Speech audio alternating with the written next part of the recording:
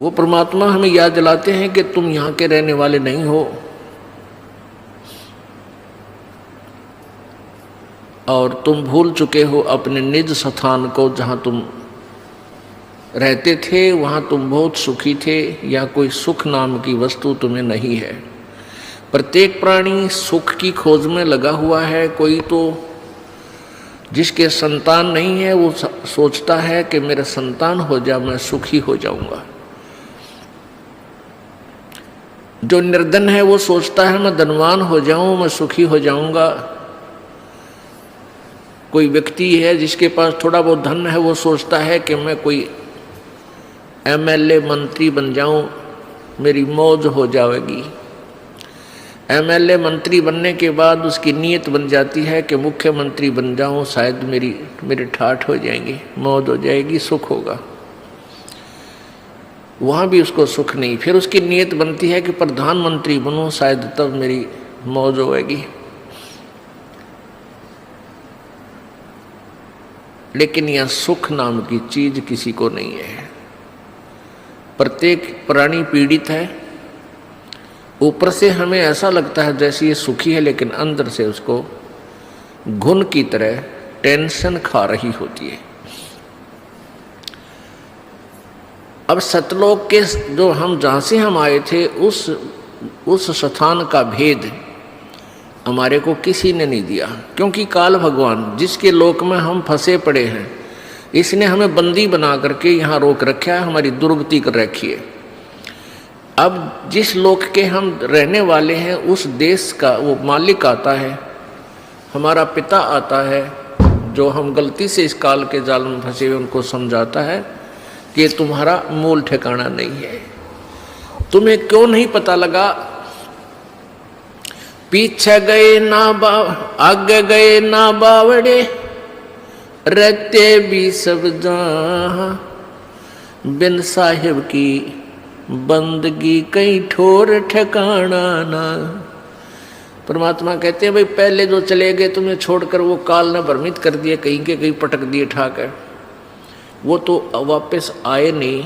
यूं बताने के लिए आगे बहुत बुरी दुर्गति है, और जो रह रहे हैं शेष ये भी चले जाएंगे, ये भी मर जाएंगे। साथी हमारे चले गए हम भी चालन हारे, कोई कागज में बाकी रह रही तात लगी है वार।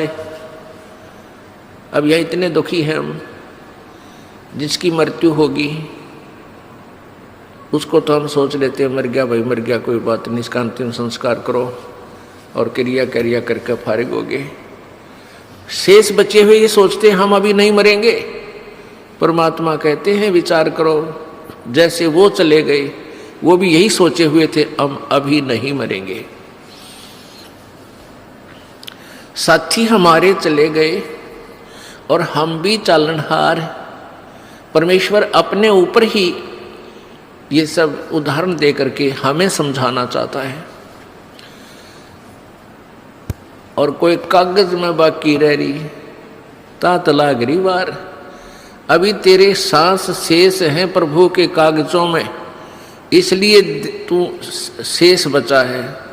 जिस दिन वो कागज पूरे हो जाएंगे, एक सेकंड ना घर वाले रखें और तो रखेगा कौन? तो क्या बताते हैं कि आगे गए ना बावड़े, बावड़े माने वापस नहीं आए, और रहते भी सब जहां, और बिन परमेश्वर की बंदगी की तो ठोर ठिकाना ना। आज आपने अपना घर, अपना देश, अपने बच्चे अपना ठिकाना मान रखा है कि हम यहाँ रहते हैं, ये हमारा ठिकाना है, और कल मृत्यु हो जाती है। कहाँ गए? पुण्यकर्मी स्वर्ग में, पाप किए हैं फिर स्वर्ग में जब पुण्य समाप्त हो जाएंगे फिर नरक में, और जब नरक वो पाप नरक के जितने भोगने हैं वो भोग पूरे हो जाएंगे, समाप्त हो जाएंगे, फिर पृथ्वी पर गधे की योनि में, गधे की योनि का संस्कार पूरा हुआ, फिर कुत्ते की योनि में, कुत्ते का पूरा हुआ, फिर दूसरे की योनि में। कितने ठोर ठिकाना ना स्वर्ग में ठोर ठिकाना, ना नरक में ठोर ठिकाना। ना मनुष्य जीवन में ठोर ठिकाना, ना देवता रूप में तेरा ठोर ठिकाना, क्योंकि यहाँ तो जन्म और मृत्यु का अटल विधान है। एक ऐसा स्थान है जहाँ जाने के बाद फिर मृत्यु नहीं होती, वहाँ कोई दुख नहीं, वहाँ बुढ़ापा नहीं और मृत्यु नहीं। ये दो दुश्मन है इस प्राणी के। एक तो वृद्धावस्था, सबसे भयंकर दुख है वृद्धावस्था। अब कोई रोग हो गया, उसका ट्रीटमेंट हो जा, इलाज है। इस वृद्धावस्था का कोई इलाज नहीं। इसका इलाज है लेकिन ये प्रोसीजर लंबा है। परमात्मा की चरणा में आवे, पूर्ण ब्रह्म की साधना करे, परम संत से लेकर आखिरी सांस तक सच्चे दिल तो भक्ति करे, तो बुढ़ापे में आने वाली आपदाएं बहुत हल्की हो जाएंगी, बहुत फर्क पड़ जाएगा। लेकिन रहेगी वृद्धावस्था, उठा जाना बैठा जा, पर इतना फर्क हो जाएगा, चीस भड़क कम हो जाएगी। इतना राहत आपको अवश्य देगा, परमात्मा की भक्ति से राहत मिलेगी। और न मृत्यु का विकल्प यहाँ पर एक ऐसा स्थान है सतलोक, जहाँ हम रहा करते थे, वह न मृत्यु होती थी न वृद्धावस्था होती थी। ओए होए। हम उस सुख सतल को छोड़कर इस काल के लोक में दुख सतल पर आ गए। इस काल भगवान ने हमें इतना भ्रमित कर दिया, मिसगाइड कर दिया कि हम अपने मूल ठिकाने को इतना भूल गए, अब विश्वास भी नहीं होता कि भगवान खुद आके बताएंगे कि और स्थान है यहाँ, इनसे आगे, तो मन मानने को तैयार नहीं होता। काल यही चाहता है कि ये भूल जाओ उस भगवान को, कहीं ये यहाँ से निकल ना जावे, क्योंकि काल भगवान जो यहाँ का मालिक है, ब्रह्म, जिसको ज्योति निरंजन भी कहते हैं, उसको श्राप लगा हुआ है। 1 लाख मानव शरीरधारी प्राणियों का नित्य आहार करता है, इसलिए उसने ये अपने खाने के लिए अपने तीनों पुत्रों से, रजगुण ब्रह्मा से, सतगुण विष्णु से, तमगुण शिव जी से, इनसे यहाँ व्यवस्थित किया हुआ है, अपना यू बाग लगा रखा है। रजगुण ब्रह्मा के प्रभाव से सभी प्राणी संतान उत्पत्ति करते हैं, विवत्सय बाई फोर्स करवाता है। और सतगुण विष्णु जी के प्रभाव से एक दूसरे में मोह ममता इतनी जकड़ दी जाती है, जीव के बस का नहीं। और तमगुण शिव जी हमारा संहार कर देता है। तो ये काल भगवान नहीं चाहता कि कोई प्राणी परमात्मा के बारे में जान सके, भ्रमित ज्ञान करवाता है, अपने दूत संत भेज के उल्टा ज्ञान की कथा सुनवाता है, पूरे समाज को शास्त्र विरुद्ध ज्ञान से रंगवा देता है। परमेश्वर स्वयं आते हैं और अपने तत्व ज्ञान का वो प्रचार स्वयं ही करते हैं, अपनी महिमा आप बताते हैं, अपने सतलोक के विषय में जानकारी देते हैं। उस सतलोक में हमें कितना सुख है। शंखों लहर मेहर की उपजे, कहर नहीं जा कोई, दास गरीब अचल अविनाशी, सुख का सागर सोई। शंखों लहर मेहर की उपजे और कहर नहीं जा कोई। ओए होए। दास गरीब अचल अविनाशी, सुख का सागर सोई।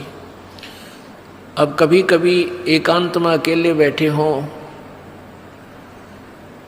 एक बार एक ऐसी हिलोर उठती है आत्मा में, इतना आनंद आता है उस समय कि कोई भी दुश्मन शत्रु नहीं लगता, कोई बुरा नहीं लगता, सब अपने से लगते हैं। और वो आनंद एक विशेष आनंद होता है। वो कुछ ही क्षणों के लिए रहती है, फिर तुरंत चली जाती है, फिर कोशिश करने से भी सेट नहीं हो पाते हैं। उसके जाते ही फिर कहर की लहर शुरू हो जाती है, उसको ऐसे कर दूंगा, उसको ऐसे कर दूंगा, उसने मेरी हानि कर दी। भाई लड़की नहीं ब्याही गई, किसी की बेटी की ब्याह हो गया तो बेटी का बालक ना होए, भगवान क्या होगा, कहीं वो छोड़ ना दें। और इसी प्रकार ना जाने बिना गिनती की टेंशन और वो कहर की लहर प्रारंभ हो जाती है। परमात्मा कहते हैं उस सतलोक के अंदर, गरीबदास साहिब जी बता रहे हैं, आंखों देखा कबीर परमेश्वर की कृपा से गरीबदास जी महाराज जी ने सतलोक के दर्शन किए थे और परमात्मा को देखा था। उन्होंने आकर बताया था कि हम सुल्तानी नानक तारे दादू को उपदेश दिया, जाति जुलाहा भेद न पाया वो काशी माए कबीर हुआ। वही गरीबदास साहिब जी आंखों देखा हाल बता रहे हैं कि शंखों लहर मेहर की उपजे कहर नहीं जा कोई, और दास गरीब अचल अविनाशी सुख का सागर सोई। वो सुख का सागर है। अब पुण्यात्माओं, सत्संग ज्ञान से ज्ञान होता है। पहले हमने अज्ञान सुना था, वो अज्ञान सेट हो गया हमारे हृदय में, वो सच्चा मान लिया हमने। अब इस तत्व ज्ञान को सुनोगे रह रह कर, ये भी आपको कुछ दिनों में सेट हो जाएगा और ये सत्य है, ये सत्य ही सत्य महसूस होगा। पहले असत्य को हम सत्य मान बैठे थे, तो इस ज्ञान से ही आपको ये ज्ञान होगा। अब मृत्यु तो एक दिन होनी है और इसका कोई फिक्स भी कोई नहीं, अंदाजा ला रखा हमने कि भाई 100 वर्ष तक आदमी व्यक्ति मानव शरीर रह सकता है, लेकिन ये 60-70 वर्ष के बाद तक ये शरीर भी जान का झाड़ हो जाएगा। वो जीवो चाहे ना जीवो 70 साल पाछे, तो वो तो ठीक है, लालच छूटा कोई ना, मरा जाता कोई नहीं, जीव प्यारा सब ने लगे है, चाहे 100 वर्ष का भी हो गया, नहीं सोचा और जी जाऊं। तो ऐसी भावना क्यों है हमारे अंदर? क्योंकि हम ऐसे लोक में रहा करते थे, वहां मृत्यु नहीं होती थी, और वो आत्मा को आज भी खटक रही है, भाई मरना नहीं चाहिए। हम सतलोक में रहते थे, वह मृत्यु नहीं होती थी। तो इसलिए अब भी इस आत्मा को न्यू लगा है, यो क्यों मर गए, हम क्यों मर रहे हैं, ये मरना नहीं चाहिए। तो ये बीमारी तो, इसका विकल्प तो यहाँ है ही नहीं। यहाँ तो हार्ड एंड फास्ट रूल है, अटल नियम है यहाँ का, जो जन्मा सो मृत्यु होगी, मृत्यु होगी उसका जन्म जरूर होगा। और सतलोक में ये नियम है कि वहाँ पुनर्जन्म नहीं है, वहाँ वृद्ध अवस्था नहीं है, युवा शरीर रहेगा, सदा युवा शरीर रहेगा, किसी चीज़ का अभाव नहीं, कोई वहाँ काम नहीं, और ये हार्ड चाम का शरीर नहीं। पुण्यात्माओं, ज्ञान से ही ज्ञान होता है, सुनने से ही ज्ञान होता है, सत्संग से आपको प्रेरणा मिलती है कि हम अपनी मृत्यु तो होनी ही है, अवश्य होनी है। तो क्यों ना हम अपना पूरी टारगेट, पूरा उद्देश्य सच्चे दिल से सतलोक जाने का बनाए, क्योंकि इस ज्ञान से आपको ये प्रमाण मिलेंगे, 100 प्रमाण देगा ये दास आपको कि ये लोक अपना नहीं है, अपना लोक सतलोक है। और उस सतलोक को किस किस ने सेकंड किया है, किस किस ने समर्थन किया है, खुद परमेश्वर ने आके बताया कबीर जी ने। और फिर कबीर परमेश्वर जी ने अपनी प्यारी आत्माओं, जो अश्रेष्ठ आत्माएं होती हैं, उस समय अच्छी आत्माएं होती हैं, उनको अपना गवाह बनाया, उनकी आत्मा को सतलोक लेकर गए, उस प्यारी आत्माओं को सचखंड दिखाया, अपना वास्तविक वहाँ परिचय कराया, समर्थता का ज्ञान कराया, वहाँ का सुख से परिचित करवाया, फिर उनको वापस शरीर में छोड़ा, जनता में वो अपना ज्ञान प्रचार करवाया। उन्होंने एक ही, सभी ने एक जैसा ही मार्ग बताया है, जैसे आदरणीय धर्मदास साहिब जी बांधवगढ़ वाले, आदरणीय मरुकदास साहिब जी, आदरणीय दादू साहिब जी, आदरणीय नानक साहिब जी, जिससे सिख धर्म का उत्थान हुआ, आदरणीय गीसादास साहिब जी, आदरणीय गरीबदास साहिब जी, इन सभी पुण्यात्माओं ने परमात्मा को पाया। इन्होंने सचखंड सतलोक आँखों देखा और फिर वापस आकर के उस अनुभव की आँखों देखे, उस परमात्मा की शक्ति समर्थता का अपने अमरवाणी में कलम तोड़ विवरण किया। हम देखा सो साच है और सकल प्रपंच, गरीबदास साहिब जी कहते हैं हमने जो देखा वो सत्य है, बाकी जो कह रहे हैं वो सब प्रपंच झूठ बोल रहे हैं। तो पुण्यात्माओं, क्या आवश्यकता थी उन महात्मा महापुरुषों ने, नानक साहिब जी ने या गरीबदास साहिब जी ने सचखंड के बारे में डंडोरा पीटन की। यदि वो स्थान ना होता तो वो सत्य है। हमने अभी तक जो ज्ञान सुना था स्वर्ग तक, अब स्वर्ग से आगे हमारी बुद्धि काम करे नहीं थी। अब हमें ज्ञान हो गया, अब हम अपना तन मन धन से उस सतलोक में जाने का प्रयत्न करेंगे। पुण्यात्माओं, सुअवसर है। परमेश्वर ने काल से कहा था कि सतयुग में, काल ने कहा था परमेश्वर कबीर जी से कि 3 युगों में जीव आप कम ले जाना, और चौथा युग जब कलयुग आवे तब तो शरण जीव बहु जावे। ऐसा वचन हर मोय दीजै, तब गवन संसार ही कीजै। काल ने कहा था प्रभु 3 युगों में, सतयुग त्रेता द्वापर में, आप अधिक प्राणी सतलोक मत ले जाना, और चौथा युग जब कलयुग आएगा तब आप कितने ही प्राणियों को सतलोक ले जाना।